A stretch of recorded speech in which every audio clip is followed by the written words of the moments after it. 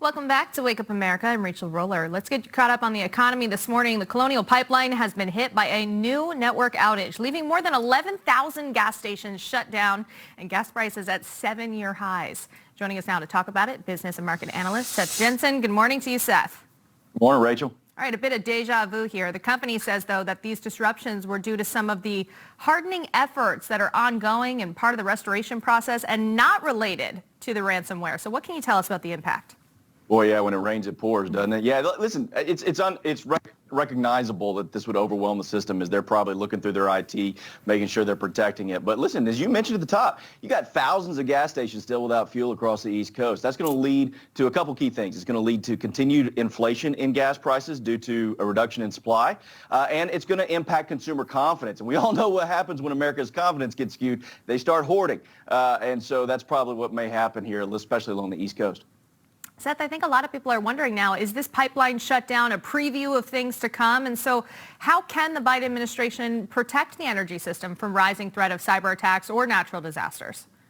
Yeah, cyber attacks are really a threat to our economy and our way of life. I mean, there's roughly 2,200 cyber attacks per day. That's one every 40 seconds. And it costs the American economy somewhere between what's estimated to be 50 and 100 billion. You can buy a lot of government stuff with 50 to 100 billion dollars. So they want some money. There's some low-hanging fruit there. What the Biden administration needs to recognize is this is real infrastructure. This is our infrastructure problem right here. So if we're going to focus on doing something about infrastructure, let's focus in this area right here. In that big old infrastructure plan. Let's talk for a second on inflation. It accelerated at its fastest pace in more than 12 years as the economy is still recovering from COVID. Energy prices are jumping higher. What kind of concerns here, Seth? Very concerned. Listen, you've got interest rates at all-time lows. That's usually your best buffer to impact inflation. You've got supply and demand gap at an all-time high.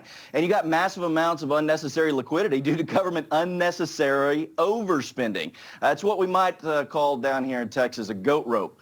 And so what we need to do is really focus on what we need to do to make sure we put this economy back on track in the right way, not in the influenced way that the government's doing it right now.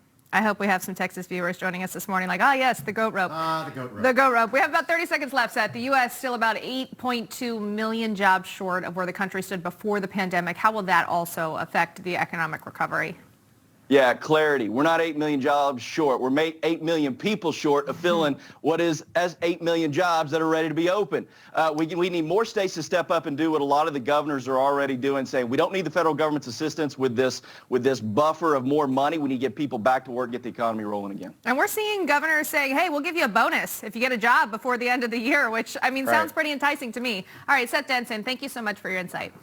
Thanks. A goat rope is a confusing, disorganized situation. Did you Google it? So it makes perfect sense there. Seth Denson, always got the magic for us. Texasism. Texas. We're going to go to another Texan now. Thank you, Rachel. Now to someone whose state has been affected by the gas shortage in a big way and the ongoing crisis at our southern border. By the way, if you're keeping count, today is number 57. 57 days ago, Vice President Kamala Harris was appointed to manage the crisis on the border. She has yet to travel to the border. Texas Congressman Brian Babin is joining us this morning. Congressman, good morning.